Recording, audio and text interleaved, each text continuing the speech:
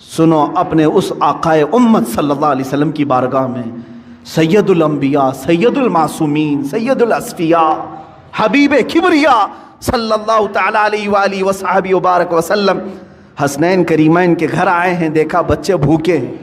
سیدہ نے کہا کہ ابا جان گھر میں کوئی چیز نہیں ہے، کھجور تک نہیں ہے بچوں کو کھانے کے لیے۔ حضور اکرم صلی اللہ علیہ وسلم نے کیا فرمایا؟ اے فاطمہ میں جاتا ہوں، دیکھتا ہوں کہ کوئی مزدوری مل جائے تو میں کروں گا اور کما کر کے لاؤں گا۔ کون کہہ رہا ہے؟ اللہ کے حبیب صلی اللہ علیہ وسلم۔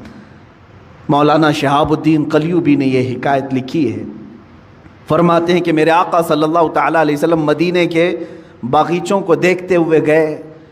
دور ایک باغیچے کے پاس آپ نے دیکھا کہ ایک مالک باغیچے کا پانی کنویں سے نکال کر کے ڈال رہا تھا درختوں پر۔ حضور اکرم صلی اللہ تعالیٰ علیہ وسلم نے ارشاد فرمایا کیا مجھے یہاں تیرے باغیچے میں کوئی کام مل سکتا ہے؟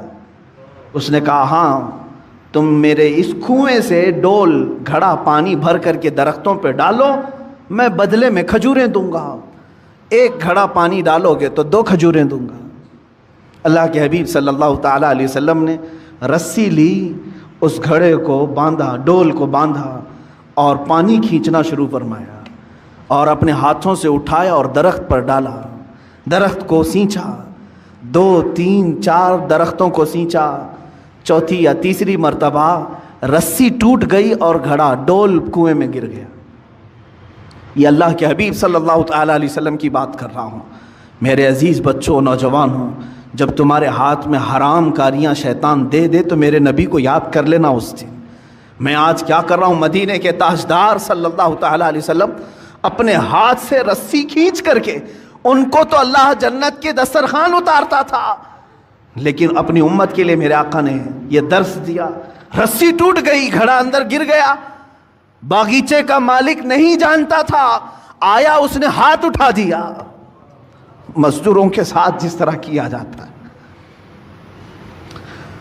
اللہ کے حبیب صلی اللہ تعالیٰ علیہ وسلم نے جواب نہیں دیا، میرے آقا صلی اللہ تعالیٰ علیہ وسلم نے جواب نہیں دیا، اس لیے کہ میں مزدوری کر رہا ہوں یا کام کر رہا ہوں۔ آپ نے گھڑے کو نکالا، پھر رسی کو باندھ کر کے اس کو دے دیا۔ غالباً اس دن 6 یا 8 کھجوریں ملی، وہی لے کر کے حسنین کریمین کو کھلانے کے لیے میرے آقا تشریف لائے، گھر میں تشریف لائے، وہی کھجوروں کے ساتھ کائنات کا آقا و مولا اپنے ہاتھوں سے کما کر کے اپنے بچوں کو کھلا سکتا ہے، اور تم راتوں میں بیٹھ کر کے گیمبلنگ کر کے جوئے کھیل کر کے اپنے گھر کو جہنم کی آگ سے بھرنا چاہتے ہو۔ کیسی امت ہے میرے آقا کی۔ حضور اکرم صلی اللہ تعالیٰ علیہ وسلم نے کسی کو یہ چیز بیان نہیں کی، لیکن جس نے ہاتھ اٹھایا تھا اس کے بعد اسے احساس ہونے لگا کسی حسین چہرے پر میں نے ہاتھ اٹھایا ہے، چاند جیسا کوئی میرے باغیچے میں اترا تھا۔ بعد میں بے قراری اتنی بڑی کہ جو گزرتا تھا اسے پوچھتا تھا کہ ایک ایسی شخصیت میرے ہاں آئی تھی، کون ہے یہ؟ لوگوں نے کہا کہ وہ تو محمد رسول اللہ تھے صلی اللہ علیہ وسلم۔ اس نے کہا وہی ہے؟ کہا ہاں۔ اس نے ندامت اور شرمندگی کی وجہ سے تلوار اٹھائی اور اپنا ہاتھ کاٹ دیا۔ کہا مجھے اس ہاتھ کی ضرورت تھی، میں نے ہاتھ اٹھا دیا۔ اسی حالت میں وہ مسجد نبوی آیا، اللہ کے حبیب صلی اللہ تعالیٰ علیہ وسلم کے پاس شام کے وقت آیا، زار و قطار رونے لگا، مجھ سے گستاخی ہو گئی، میں نہیں جانتا تھا، ہاں میں نے کبھی یہ نہیں سوچا تھا کہ اللہ کا رسول باغیچے میں میرے آ کر کے ڈول سے پانی سینچے گا، پانی نکال کر کے درختوں پر ڈالے گا۔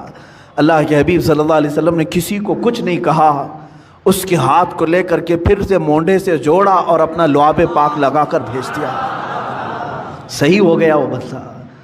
میں نے قلیوبی میں یہ بات پڑھی ہے، صرف اس لیے عرض کرتا ہوں آج بچوں کو اور نوجوانوں کو، تم کو شیطان یہ راستہ دکھاتا ہے کہ تم جہنم کی آگ اپنے گھروں میں، اپنے برتنوں میں، اپنے پتیلیوں میں بھر دو حرام رزق سے، اور اللہ کا حبیب صلی اللہ تعالیٰ علیہ وسلم تمہیں یہ درس دیتا ہے، رسول کریم صلی اللہ علیہ وسلم تمہیں یہ راستہ دکھاتے ہیں کہ تمہارا گھر حلال کی برکتوں سے منور ہو جائے، تم کھاؤ نور پیدا ہو۔ جس کے گھر میں حلال رزق ہوتا ہے اس کو عبادتوں کا ذوق بڑھ جاتا ہے، اس کے سجدوں میں لذت زیادہ ہو جاتی ہے، وہ مسجد سے نکلنے کی خواہش کبھی نہیں کرتا، وہ اللہ کی بارگاہ میں ملاقات کی خواہشیں زیادہ کرنے لگ جاتا ہے۔ حلال جب جسم کے اندر نہ ہو تو پھر اس کے پیٹ میں غلاظتیں ہی زیادہ، افکار و نظریات خراب، پراگندہ اور ہمیشہ حرام کاری کرنے کی خواہشیں پیدا ہونے لگتی ہیں۔ سیم یہی مثال ہے کہ اس پیٹ میں تم غلاظت ڈالو گے، ہاتھوں اور پیروں سے غلیظ کام ہی ہوں گے۔ حلال لقمے ڈالو تو آنکھوں سے بھی نور چمکے گا، زبانوں سے بھی شہد ٹپکے گا، ہاتھوں اور پیروں سے بھی نیکیوں کے کام ہوا کریں گے۔ رزق کا بڑا اہم رول ہے اسلامی زندگی میں۔ اگر مسلمان اس کی توجہ نہیں کرتا تو میں سمجھتا ہوں وہ ظاہری مسلمان ہے، باطن میں جہنم کی آگ بھر رہا ہے، باطن میں دوزخ کی آگ بھر رہا ہے۔ سیدنا حبیب اعجمی رحمۃ اللہ تعالیٰ علیہ کے بھی متعلق یہی ہے، وہ سود کا کاروبار کرتے تھے، لیکن ایک دن ان کی بیوی نے دیکھا کہ گھر میں پتیلی رکھے ہیں، گوشت اور سالن چڑھا کر کے گئے، پکنے کے بعد دیکھا تو پوری کی پوری ہانڈی میں خون بھرا ہوا تھا، سود کی رقم تھی۔ بیوی نے کہا کہ یہ جب لوگوں کا سود لیتے ہو تو یہی ہوگا، ہو سکتا ہے اللہ تعالیٰ تمہیں اپنی طرف بلانے کے لیے نشانی دی ہے، ورنہ تو اکثر کو اللہ تعالیٰ نشانی بھی نہیں دیتا کہ ان کے لیے آخرت کا عذاب ہے۔ تمہیں اللہ تعالیٰ ایک موقع دیا ہے۔ اسی دن وہ توبہ کر کے اپنے گھر سے نکل گئے۔ ہاں میں جانتا ہوں جو حرام کاریوں میں ملوث ہیں ان کے لیے اب محنت کرنا مشکل ہو جاتا ہے۔ بڈی کے کاروبار کرنے والے سوچتے ہیں اب تک تو بیٹھ کر کے نواب بن کر کے کھاتا تھا، لیکن اب اگر یہ نہیں کروں گا تو محنت، ہاں تمہاری آزمائش بھی ہوگی۔ حبیب اعجمی فرماتے ہیں 9 دن تک مسجد میں بیٹھتا تھا، کوئی کام مجھے آتا ہی نہیں تھا۔ شام کو بیوی پوچھتی تھی کیا کچھ کما کر کے لائے، کہتا کہ میں ایک اچھے مالک کی ہاں خدمت کر رہا ہوں، وہ کہہ رہا ہے کل دے دوں گا، کل دے دوں گا، کل دے دوں گا۔ کسی کے ہاں خدمت نہیں کرتے تھے، مسجد میں بیٹھ جاتے تھے۔ شرمندگی تھی بیوی کے پاس بولنے کے لیے، بیوی یہی کہتی تھی صبر کر لوں گی، ایک نہ ایک دن تمہارا مالک دے ہی دے گا جس کے ہاں تم مزدوری کر رہے ہو۔ 9 دن ہو گئے، پیر بھاری ہو گئے تھے گھر جانے کے لیے۔ کیا آج بھی بیوی پوچھے کہ آج کچھ مزدوری ملی کہ نہیں ملی، کیا بولوں گا؟ لیکن گھر پہنچے تو دیکھا گھر میں روشنی ہے، دسترخوان بچھا ہے، طرح طرح کے کھانے بنے ہوئے ہیں، گھر میں 1 روپیہ نہیں تھا۔ بیوی سے آ کر پوچھا یہ سب کہاں سے آئے؟ کہا تم جس کے ہاں مزدوری کرتے ہو اسی کمپنی کا ایک خادم آیا تھا، سارے کھانے دے کر کے گیا ہے اور کہا اے خاتون اپنے شوہر سے کہہ دینا اس کی خدمت مالک کو بہت پسند ہے۔ مالک نے یہ کہا اور خدمت کرے گا اور مزید نعمتیں دیں گے۔ حبیب اعجمی چیخ پڑتے ہیں، کہتے ہیں میں جس کے ہاں خدمت کر رہا ہوں وہ کوئی نہیں جانتا، میری بیوی بھی نہیں جانتی۔ اسی دن اپنے گھر سے نکل گئے اور فنا فی اللہ کا مقام حاصل کیا۔ حضرت حبیب اعجمی رحمۃ اللہ تعالیٰ علیہ بغداد کے ان مشہور اولیاء کاملین میں شامل ہوئے جن کے بارگاہ میں حضرت فضیل بن عیاض بلکہ سرکار بغداد غوث اعظم عبد القادر جیلانی رضی اللہ تعالیٰ عنہ بھی ادب سے نام لیا کرتے تھے۔ جب تم حرام کو چھوڑو گے اللہ تعالی حلال 1000 دروازے کشادہ بھی کرے گا، کھولے گا تمہارے لیے۔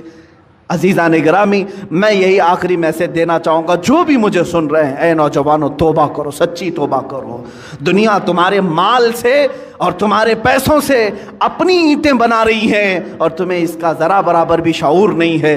تم ہر جگہ لوٹے جا رہے ہو، ہر جگہ تمہارے اس مال کے ساتھ کھلواڑ ہو رہا ہے۔ چٹ فنڈ کمپنیاں آتی ہیں تمہیں لوٹ کر کے جاتی ہیں، لٹیرے آتے ہیں تمہارے محلوں میں 1,00,000 کو 2,00,000 کرنے کے بہانے سب کے پیسے لے کے بھاگ جاتے ہیں۔ کاروبار میں اس طرح کا منافع دینے کی وعدے کرتے ہیں، اتنے بھر دو، اتنے % تم کو ہر مہینے ملتا رہے گا، وہاں پر تم لوٹے جاتے ہو۔ میچ کوئی اور کھیل رہا ہے، پیسے تمہارے جا رہے ہیں، کوئی اور کھیل رہا ہے، پیسے تمہارے جا رہے ہیں۔ یہ سب کیا ہے؟ تمہارے حلال کمائی کو دنیا نگل جانا چاہتی ہے۔ یاد رکھو اللہ رب العزت کی بارگاہ میں ہر چیز کا حساب ہوگا۔ اللہ کی بارگاہ میں دعا ہے مولا ہم سب کو حلال کھلائے اور حلال پر ہی خاتمہ فرمائے۔ مولا ہمارے گھر کے ہر دروازے کو حلال دروازہ بنا، ہمارے ہر لقمے کو حلال لقمہ بنا۔